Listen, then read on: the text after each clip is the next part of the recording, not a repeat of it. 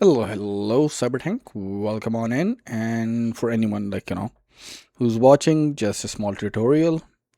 We go into file, settings, and the issue that we are actually dealing with today is sometimes when you want to play music, but it leaks out into your vods. So we have to tackle that, right? Because of copyright claims and stuff like that.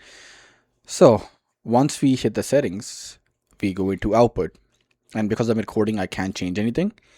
But the output mode, change that from basic or whatever the other one is to advanced. And over here, Twitch VOD track, make sure it's checked. And then you can essentially check either one of them.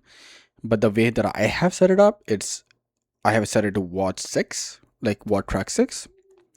And then we essentially uh,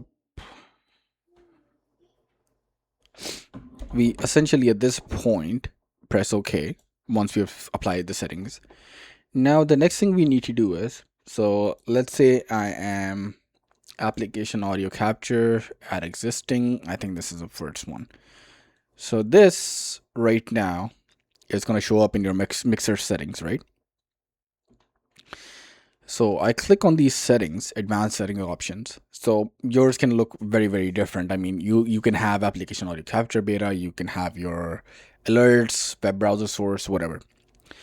So now it's honestly very simple. So the VOD track is 6 and the stream track is 1.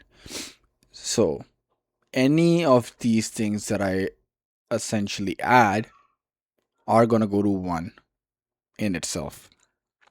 Now, what we don't want is for this to go into the VOD. So to avoid that, what we have to do is simply just uncheck this box, which is VOD track. Basically, if I have this checked, anything that I play on this application will leak onto the VOD. However, if I have this unchecked, the stream can hear it, but it won't go onto the VOD. Whereas I want my mic to go into track 1, which is my stream, and then 6, my VOD track. And then I essentially just assign it another one for editing purposes, right? So what this does for me is that when I'm editing my videos, my audio is on second. And then let's say if I add the game capture, I can put it on track 3.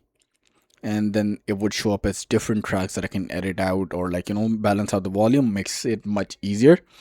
I was going to just do a tutorial based on what tracks, but this is just some extra information.